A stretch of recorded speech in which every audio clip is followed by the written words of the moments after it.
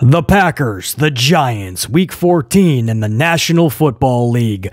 New York defeats Green Bay 24-22 with a walk-off field goal.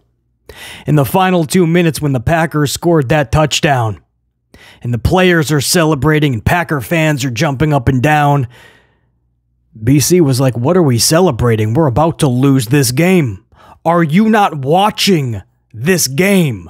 If you're a player on the field and you're wearing that white jersey tonight, are you not reading the room? Are you not getting the vibe? Are you not understanding that you did not show up to play?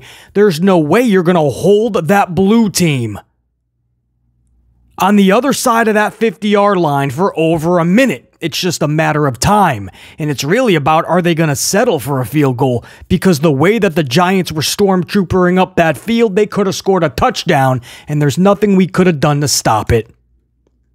So I didn't celebrate at all when we scored that touchdown in the final 2 minutes, because we were only ahead by 1 point. And that 2-point conversion would have helped, but we still would have lost in overtime.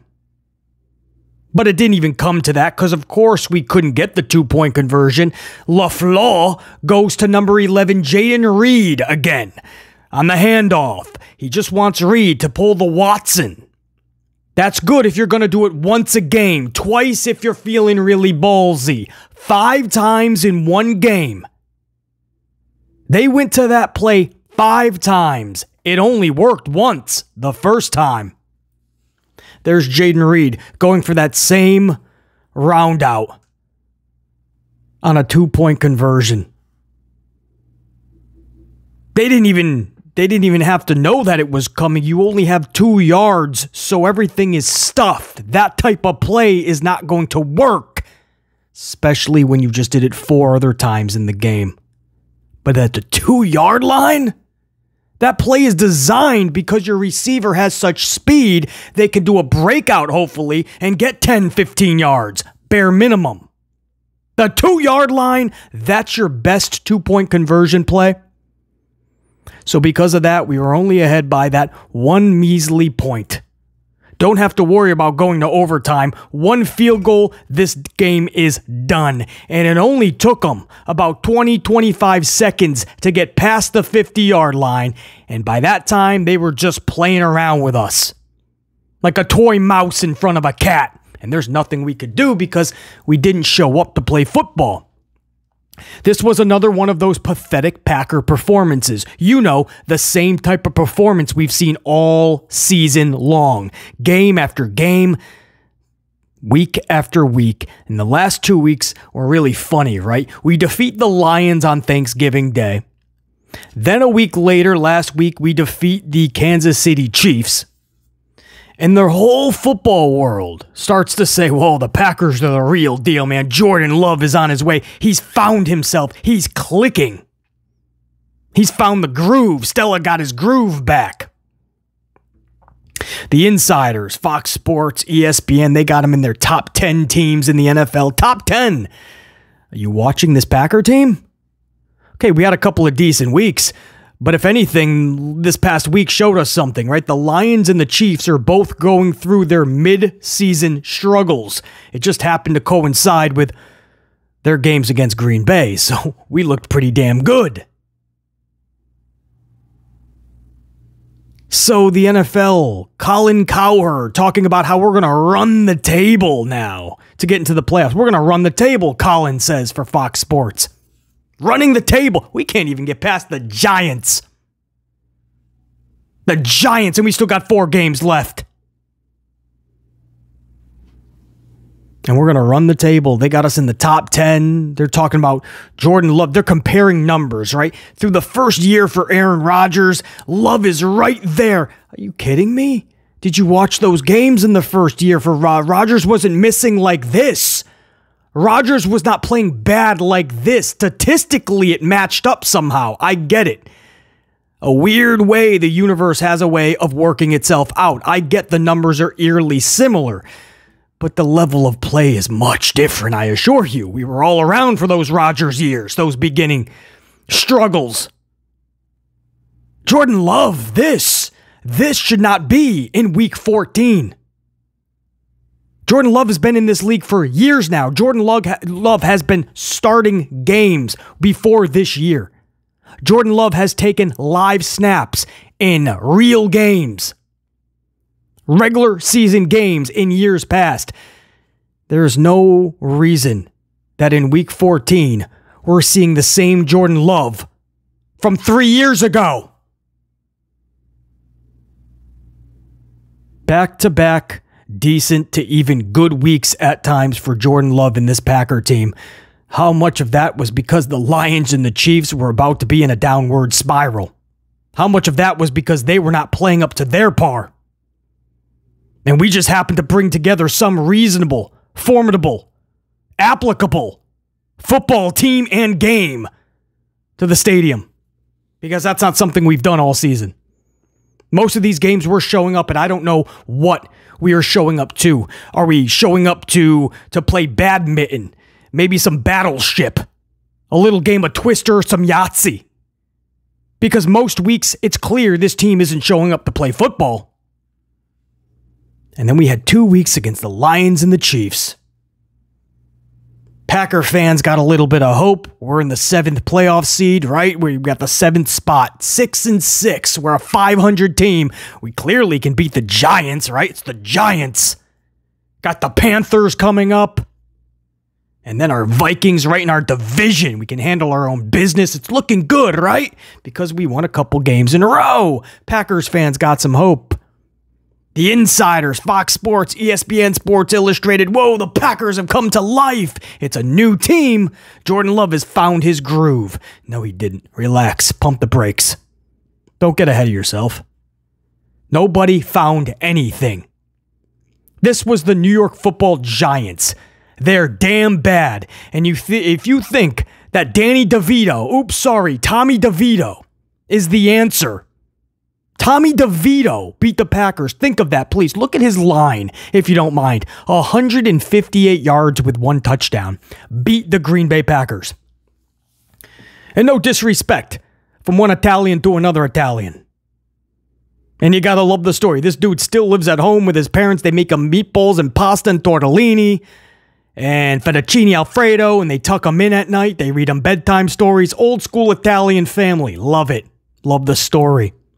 But you're telling me, bada bing, bada boom, the realest dude in the room is Tommy DeVito? Tommy DeVito with 158 yards and 1 touchdown. And that was enough to beat the Packers. Love had more than that, and Love played horrendous tonight. Love had 25 for 39, 218 yards, a touchdown, and an interception. Don't get me started on the interception. That was right in between. Several times tonight, Love decided to throw where there was a bunch of blue jerseys and like 1 white jersey.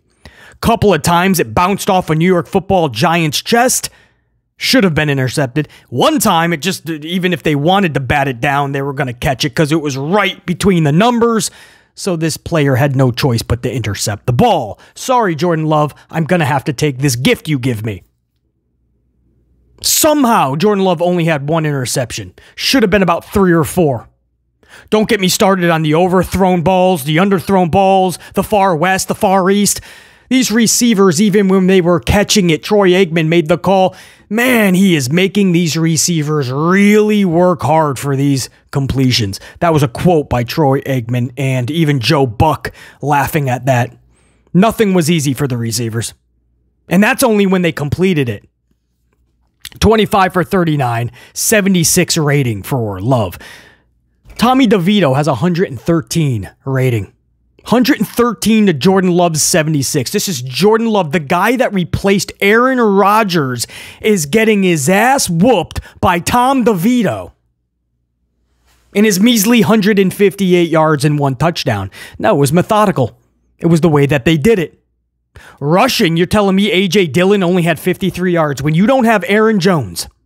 Aaron Jones is out injured yet again. Aaron Jones is just out the whole season. You might as well put him, Watson, Bakhtiari, all of them. Pack them up, ship them out somewhere. Because they ain't playing this year. You damn well know it. Or they're not going to be anything significant. Or you got to worry about them getting re-injured. But with Aaron Jones out, A.J. Dillon has to have a massive game 53 yards. 53 yards. The guy's a tank engine. You got to utilize him more and in better scenarios. Jaden Reed was your second highest rusher, by the way. You know, our receiver. Yeah, he's our second highest rusher with 38 yards. Patrick Taylor actually did pretty decent with the 4 carries he had. 4 carries, 30 yards. What's the math on that? 7 or 8 yards a carry. That's pretty damn good. Probably should have gave the ball to him more and less in the hands of Jordan Love. Jordan Love was your 4th highest rusher with 2 carries and 2 yards. He had 1 yard per carry.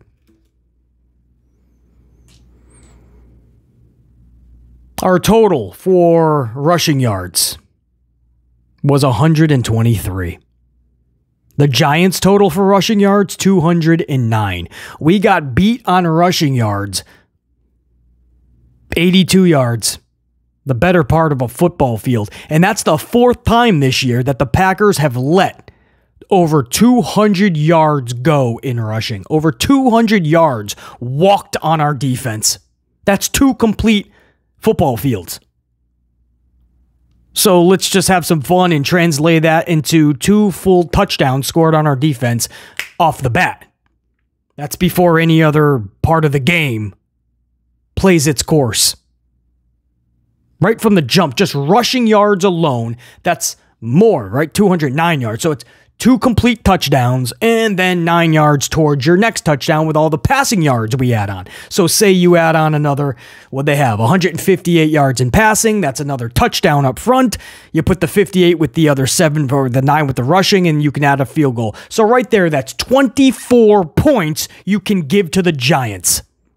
Pending there's no points on turnovers and whatnot. And by the way, they won by 24, right? 24-22. Right? 2 complete football fields for rushing, 200 yards, 209. Then 158 for receiving. So you had another football field with the 100. That's 3 complete football fields. That's 21 points, 3 touchdowns. And the excess yards, 58 extra yards on receiving and the 9 with rushing.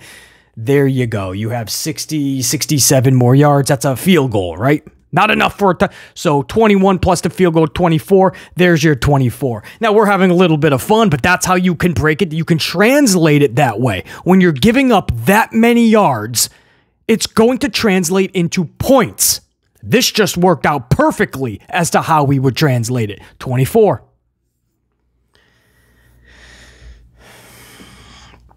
This was one of those, it's not even a point of losing, right? I've said this so many times to so many people this season, and I've said it tonight to several people. I can lose, right? As a Packer fan, we're kind of used to that. We had Brett Favre and Aaron Rodgers for 30 years, and we only have 2 Super Bowls to show for it. 2 Super Bowl trophies. Titletown is a little bit lonely. 2 Super Bowls. We've got our share of losing, right? We've lost Super Bowls. I still remember vividly, like it's yesterday, John Elway and the Broncos beating us in the Super Bowl. Super Bowl 32, right after we beat the Patriots in 31. You thought Brett was going to get his second one. Whoa, that's the ultimate defeat. There's been years we don't even make the playoffs. There's been heartbreaking losses. Losses we should have won, but maybe the referee screwed us out. I've seen every type of loss. I'm fine with it as long as we played our best possible game or the other team was just that much better than us. I can deal with the losses. But when the team is this pathetically, embarrassingly bad on every front, offense, defense, special teams is the number 1 team in the NFL with the most special teams penalties. Our offense, one of the top teams with the most penalties. I understand we're a young team, the youngest in the NFL, but that's unacceptable. That starts with LaFleur, Coach LaFleur, and it works its way. It trickles down to the players. That tells you that it is a lack of fundamentals. And if you don't even have the fundamentals in order, good luck with everything else that you're going to need to beat other teams in this league. We had about 4 or 5 penalties in the first 5 minutes. And then Jordan Love just starts heaving it anywhere where there is not a Packer.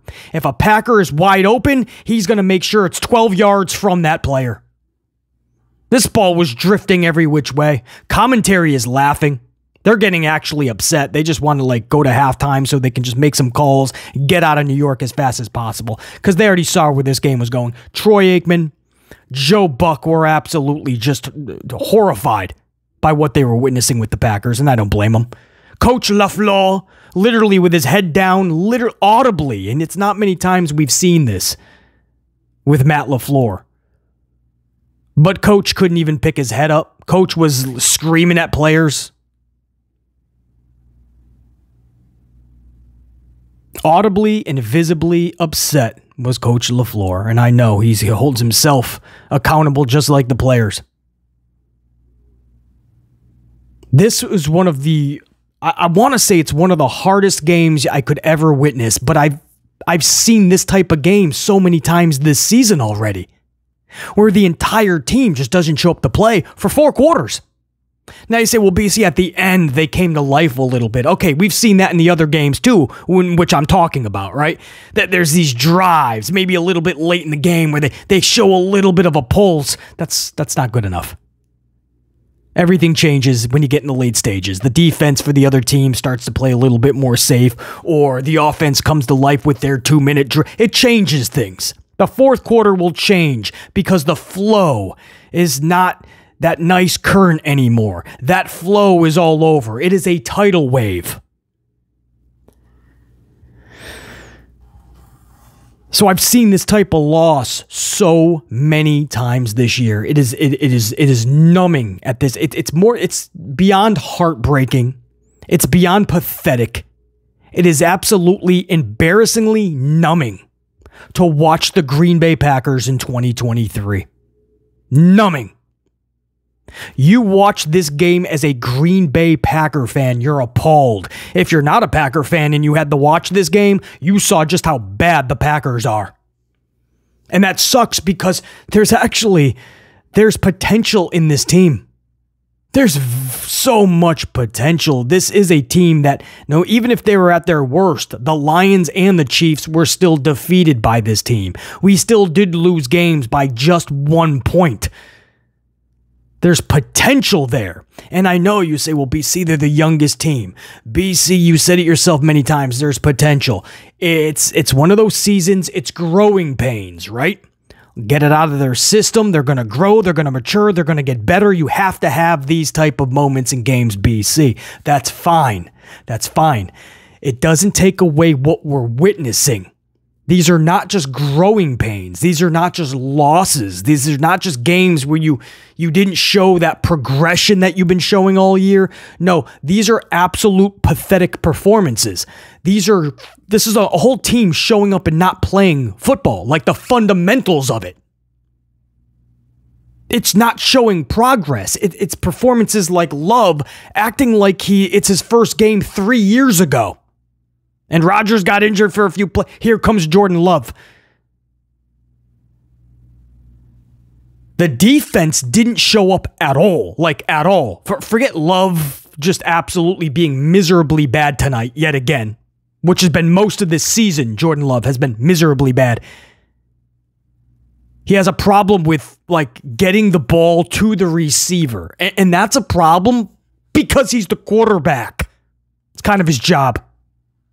But it's beyond just that. The defense, at least throughout the year, even in our losses, they picked up the offense a lot of the times. And then the offense would still cough it up at the end of the game. The defense didn't even attempt to bail out the offense in this game. The defense just stopped nothing. Nothing. Special teams, Nixon's always talking about, oh man, I live to catch the ball on these returns, man. I just wish I could get more returns, right? On the kickoffs, they kick it through the end zone or through the uprights. They don't want me to return the ball. Well, he got the ball and he fumbles it. Good job, buddy. You talked the big game, you wanted it, and you absolutely botched on a huge moment. because we needed this game, because that's what Jordan Love said, right? Jordan Love said, from here on out, this is a quote, after they beat the Chiefs, and everybody's talking so damn tough because they're so damn high and cocky on themselves because we won a couple of games back to back. So he said, we're going to treat this like the playoffs. We have to. From here on out, every game is basically the playoffs. That's what Jordan Love said. So that's how you'd play in the playoffs? Playoffs? You're talking playoffs? You're just trying to win a game, buddy. You're trying to get first downs. Do you guys realize they only had a couple 2-3 conversions on third down? This is something we've been pretty decent at recently, right? 45%, one of the best in the league as of late. Tonight, we had about 2 or 3. The third down was Achilles' heel to an amplified degree tonight. We're just trying to get first downs. You're talking about every game being a playoff game. You can't even beat the Giants.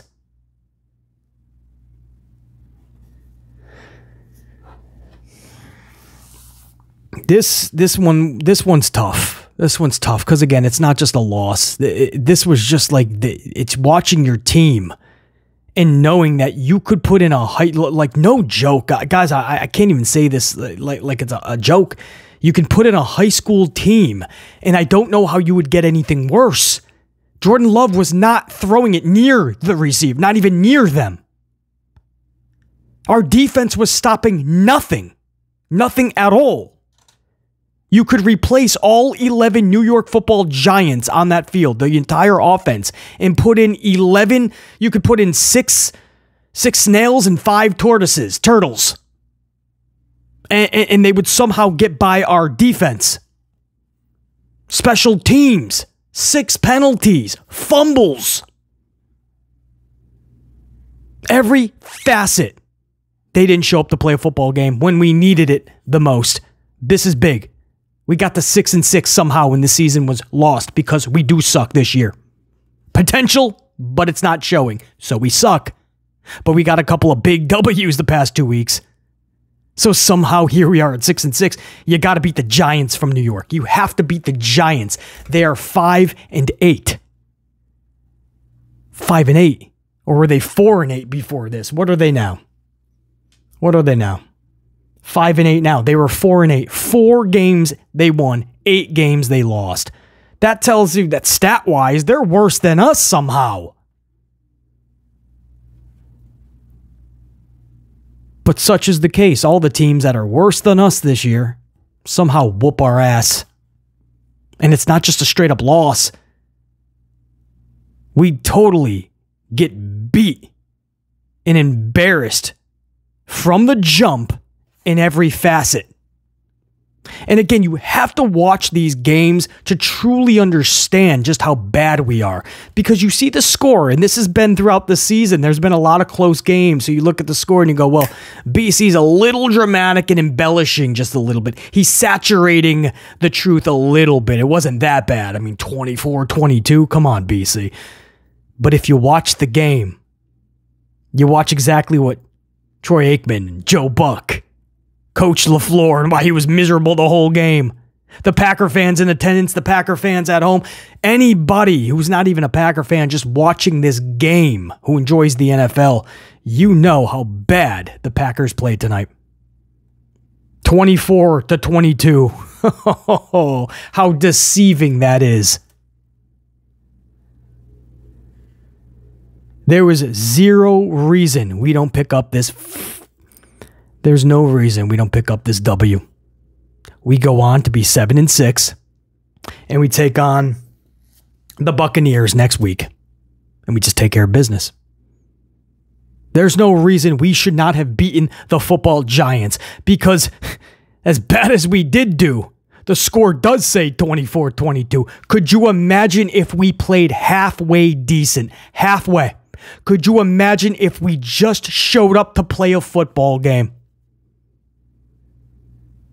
My Pee-wee teams played better than this. There is zero reason we don't beat this Giants football team tonight. Zero reason. And we don't move on to 7-6 and defeat Tampa Bay next week and so on. There is no reason that we pulled off a performance like we did tonight. Again, if it was just another loss, all right. That's sports. Deal with it. Sometimes you just got a bad team. Sometimes the season is a bust. But when you don't even show up to play football, when you are in a laughingstock, when you're an embarrassment on the field, when it looks like you don't have a pulse, when it looks like you can't even fathom the fundamentals of the game, when you're literally audibly yelling at the screen, just take Love out, just put in the backup, because that's what I did about 12 times tonight. And half of me, most of me, all of me knows that's impossible. You can't disrespect your starter like that, and that would demoralize him, and that would ruin him probably for the rest of his career. I get it. But the sad part is, not only could we not have done any worse with our backup quarterback. Again, this is not a scenario that would ever actually play out. But just play along, because it's the truth. Not only would our backup not do any worse, he could only do better. He could only do better. Maybe, just maybe, he put the ball into the hands of a wide receiver. We are so bad. I'd say we're so bad because we're so damn inconsistent, but I'm not even counting those 2 games against the Lions and the Chiefs. Because everything I've seen from this team, what you saw tonight, that is our true identity. That is what we really are. That is the real DNA of this team. What you saw tonight is the Packers we've seen all season. Those 2 special weeks against the Lions and the Chiefs, man, those were the gems that maybe we'll remember a little bit of when this season is a wrap. Because what you saw tonight, good luck. Good luck beating teams going forward.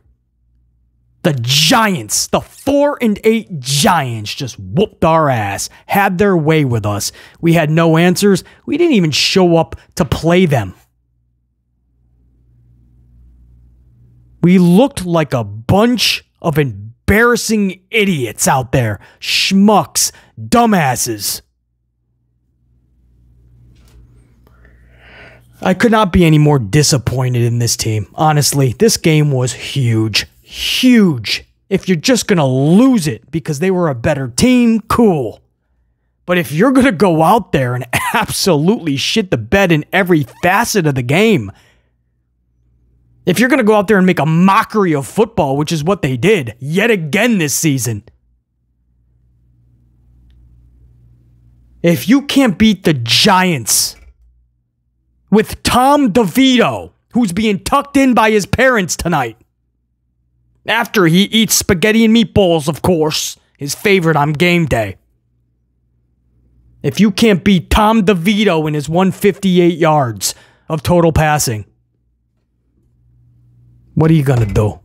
What are you really going to do going forward? Congratulations, you beat the Lions and the Chiefs at their worst. That's it. That's it. I can go into... This was supposed to be about 15 minutes tops. I'm guessing we're about a half an hour into this. And now it's just me ranting on how bad this freaking team is. It is sad to... And listen, I started watching the Packers with the Don Majkowski days before Brett Favre. So don't just say we're a spoiled Packer fans. All we know is Favre and Rodgers. I started watching with Don Majkowski. We were one of the worst teams in this league. And what I'm witnessing now far outweighs how bad that team was.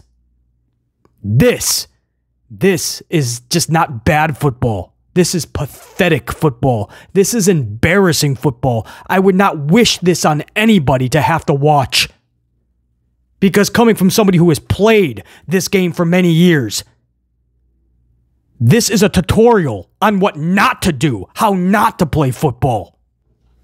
That's it. I can go another hour, day, week, month, year on ranting on this team because that's how frustrated I truly am with watching what I just witnessed yet again tonight, which is something I've seen time and time again this year, and it's unacceptable. Best word I can give you. This is unacceptable football. And I don't want to hear, give it time, they're the youngest team, it's growing pains. I get it. Trust me, I get it. It doesn't change what we are witnessing now. What we are witnessing now is unacceptable. This team, as young as they are, with the growing pains, and how they played against the New York Football 4-8 Giants, it's unacceptable.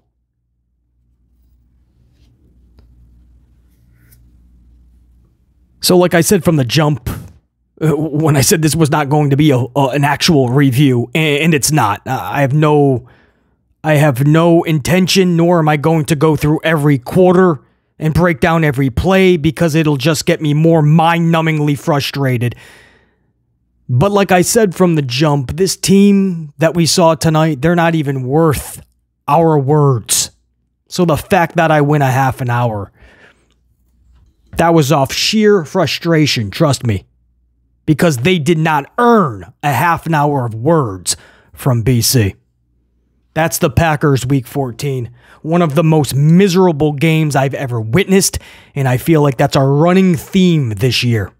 We're not just losing these games, we're losing them in the most embarrassingly miserable ways imaginable. We're not just a bad team, we're embarrassingly miserably bad.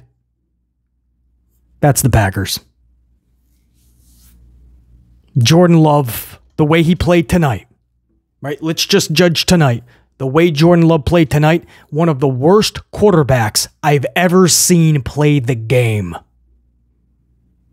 Not saying I haven't seen him play good, or at least decent, but I've seen him play a whole lot of bad football.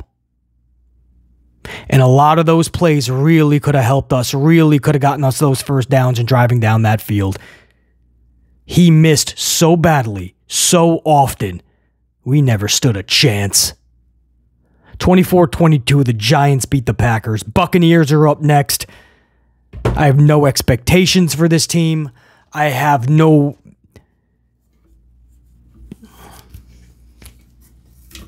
Nothing for this team. For the next 7... I'm literally... I should take a vacation from this team. I should book something on Priceline right now, just to clear my dome piece of anything Packer related.